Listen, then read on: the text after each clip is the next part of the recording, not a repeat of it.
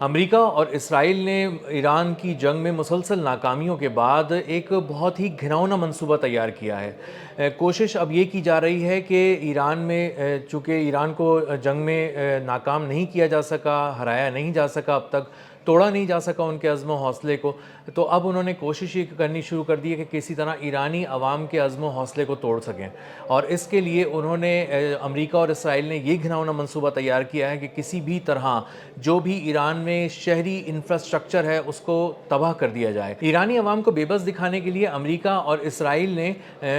بحرین کو استعمال کیا اور بحرین کی زمین سے اپنے جو اس کے بیسز ہیں وہاں سے حملہ کر کے ایران کے علاقے قشم میں ایک واٹر ڈی سیلینیشن پلانٹ کو تباہ کر دیا۔ یہ واٹر ڈی سیلینیشن پلانٹ جو ہے وہ 30 گاؤں کو پانی فراہم کرتا تھا، اور یہ 30 گاؤں جو کسی جنگ میں نہیں شامل تھے، جو کسی طرح کی کوئی ملٹری ایکٹ میں شامل نہیں تھے، ان کو وہاں پہ نشانہ بنا کے انہیں پیاسا مارنے کی کوشش کی گئی ہے۔ اس کی بہت زیادہ مذمت کی، اور اس کے ایران نے، اور اس کے بعد ایران نے اس انتقاماً جفیر کی ایئر بیس کو نشانہ بنایا، جہاں سے اس کو یہ سارے حملے پلان کر کے ایگزیکیوٹ کیے گئے تھے، اور اس کو تباہ کر اس میں بڑے پیمانے پر وہاں پہ تباہی پھیلائی گئی۔ اسی کے ساتھ ساتھ امریکہ اور اسرائیل اس بات کو بھی انشور کر رہے ہیں کہ جو تیل کے ذخائر ہیں ایران کے، ان پر بھی حملہ کیا جائے، اور ابھی ریسنٹلی ایک آئل ڈپو کو بھی نشانہ بنایا گیا اور اس تیل کے ذخائر کو تباہ کر دیا گیا۔ اس کے ساتھ ساتھ جو خوراک کے ذخائر ہیں ان کو نشانہ بنائیں گے تاکہ آہستہ آہستہ خوراک کی قلت پیدا ہو جائے، لوگ جو ہے وہ دو نوالوں کو ترسنے لگیں، اور اسی کے ساتھ ساتھ جب ہم پانی کے ذخائر کو بھی وہ نشانہ بنائیں گے تو اس سے یہ ہوگا کہ لوگ دو بوند پانی کو بھی ترس جائیں گے، اور اس کے بعد جب بھوک اور پیاس اس قدر شدت سے بڑھ جائے گی تو اندر کی ہمت بالکل ختم ہو جائے گی کسی ظالم اور جابر کے سامنے کھڑے ہونے کی، اور لوگ اپنی ہی حکومت کے خلاف مظاہرے کرنا شروع کر دیں گے۔ شہری انفراسٹرکچر کو تباہ کرنے کا مقصد یہ ہوگا کہ کسی بھی طرح لوگوں کو اس بات پہ مجبور کیا جائے کہ وہ رحم کی بھیک مانگنے لگیں، وہ بہت زیادہ پریشان ہو جائیں، اور وہ جب خوفزدہ ہو کر ادھر ادھر دوڑیں تو انہیں کہیں مدد نہ ملے تو پھر وہ امریکہ اور اسرائیل سے مدد مانگنا شروع کر دیں۔ تو اس کے لیے انہوں نے کوشش یہ گھناؤنا منصوبہ یہ بنایا کہ وہ شہری انفراسٹرکچر کو نشانہ بنائیں گے، یعنی سڑکوں کو، پلوں کو، اور شہروں میں آ کے تباہی پھیلائیں گے۔ لیکن اب تک ہوا یہ ہے کہ پچھلی ایپیسوڈ میں بھی ان کو ناکامی ہوئی ہے امریکہ اور اسرائیل کو اس طرح کرنے میں۔ وہ ایران کی قیادت کو، ٹاپ لیڈرشپ کو ختم کرنے کے بعد یہ سمجھتے تھے کہ ایران جھک جائے گا، اور ایران جو ہے وہ اس کے پاس کوئی متبادل قیادت نہیں ہوگی، متبادل پلانز نہیں ہوں گے، اس لیے امریکہ سے جنگ کرنے کے بجائے وہ یہ کوشش کریں گے کہ کسی طرح امریکہ کے سامنے سرنڈر کر دیں، اور اس کی بات اور امریکہ ان کو معاف کر دے، اور اس طرح امریکہ ایران میں قبضہ کر لے۔ لیکن ہوا بالکل اس کے برعکس۔ ٹاپ لیڈرشپ کی شہادت کے بعد ایرانیوں نے اپنے جو عزم و حوصلہ ہے وہ بالکل ہی ایک نئے سرے سے عزم و حوصلہ ان میں پیدا ہو گیا، اور انہوں نے اس بات کو انشور کیا کہ ہم کسی بھی طرح ٹوٹ نہ پائیں، اور ظالم کے سامنے بالکل ایک سیسا پلائی دیوار کی طرح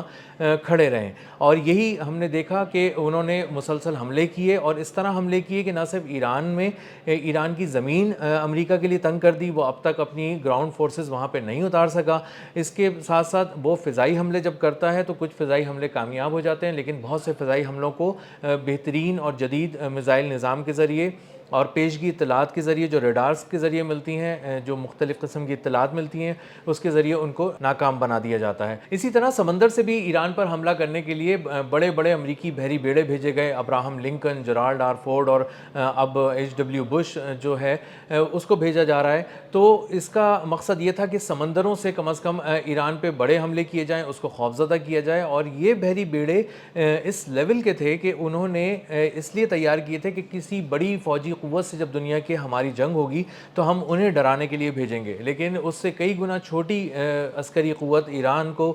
جب یہ بھیجے گئے تو ایران نہ صرف ڈرا نہیں بلکہ اس نے ایک ایسی منظم اور شاندار اسٹریٹجی اپنائی جس کے ذریعے اس نے باندھ کر مارا ابراہم لنکن کو۔ ایک ایسا امریکی بحری بیڑا جو طاقت کا مرکز ہے، جو طاقت کا ایک محور سمجھا جاتا تھا، اس کو ایران سے 1000 کلومیٹر دور اس کے پانیوں سے جانا پڑا، اور یہ سمندروں میں امریکہ کی ایک بہت بڑی شکست تھی جو امریکہ کو 2 روز پہلے ہوئی۔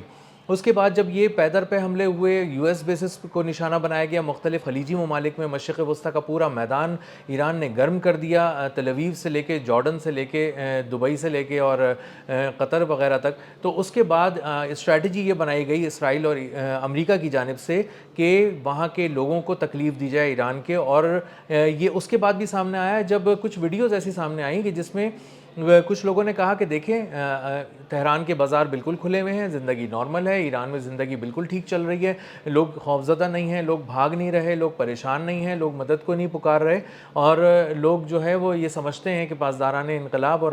ایرانی حکومت جو ہے وہ ان کا تحفظ کرنے میں کامیاب رہے گی اور حملے ان تک نہیں پہنچیں گے. آن دا ادر ہینڈ جو صورتحال تل اویو کے اندر ہے یہودیوں کی، وہ بہت ہی خوفناک ہے. یعنی جو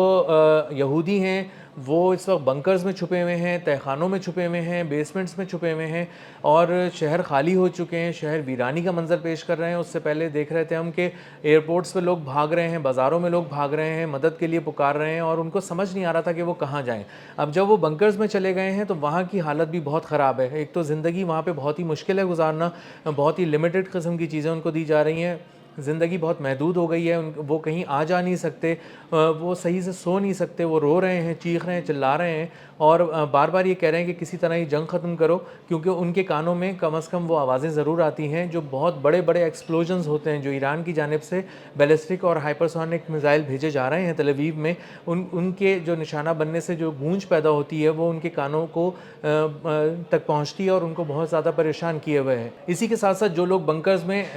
ہیں وہ محفوظ بھی نہیں ہیں. یہودی وہاں پہ کئی یہودی ایسے ہیں جو انڈین ایک صحافی نے بھی وہاں سے آنے کے بعد بتایا کہ میڈیا کو یہ بات بتائی کہ بھئی وہاں پہ بنکرز کے اندر بھی لوگ سیف نہیں ہیں. کچھ بنکرز ایسے ہیں جن کو ایرانی میزائلوں نے نشانہ بنایا اور وہاں پہ بڑی تعداد میں لوگ مر چکے، اور وہ مرنے کے بعد ان کی لاشیں بھی وہاں سے صحیح سے نہیں اٹھائی جا سکیں. جو زخمی ہو گئے انہیں اسپتال بھی نہیں لے جایا جا سکا، اور جس کی وجہ سے جو لوگ وہاں پہ بیٹھے ہیں وہ دیکھ رہے ہیں وہ زیادہ خوف زدہ ہو گئے ہیں. اب اس خوف کو توڑنے کے لیے اور دنیا کو یہ بتانے کے لیے کہ ایران بہت ڈر رہا ہے، ایران کے عوام بہت زیادہ پریشان ہیں،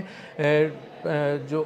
اس کی شہری انفراسٹرکچر پہ اسرائیل نے اور امریکہ نے حملے شروع کر دیے ہیں. مقصد صرف یہ ہے کہ شہر اور عوام کسی طرح مفلوج ہو جائیں اور وہ امریکہ کی طرف دیکھنا شروع کر دیں، جبکہ صورتحال اس کے بالکل برعکس ہے. جو ایرانی عوام ہیں انہیں اب تک جو ہے وہ پاسداران انقلاب کی کارروائیوں پہ نہ صرف اعتماد ہے بلکہ فخر بھی ہے، اور ایرانی حکومت کی جو اسٹریٹجی ہے جو دنیا بھر میں اس نے سفارتکاری کی ہے، جو دنیا بھر میں اس نے ایک ڈٹ کر پیغام دیا ہے اور بار بار امریکہ کے اس پیغام کو رد کر دیا ہے. جو امریکہ یہ تاثر بنانے کی کوشش کر رہا تھا کہ تہران جھک گیا ہے اور وہ بھیک مانگ رہا ہے مذاکرات کی کہ پلیز آ جائیں، بیٹھ جائیں، سیز فائر کر لیں، لیکن عباس عراقچی جو وہاں کے فارن منسٹر ہیں انہوں نے اس بات کو بہت ہی کیٹیگوریکلی جو بالکل ہی تاثر کو مسترد کر دیا ہے کہ ایسا ایران بالکل نہیں سوچ رہا، اور اب ہم جو ہے وہ ہمارے ساتھ جو کیا گیا ایران کے لیے اس کا ہم بھرپور جواب دیں گے، منہ توڑ جواب دیں گے، اور جب تک اب ایران کو امریکہ کو ہم جھکا نہیں لیں گے ایران اب رکنے والا نہیں ہے.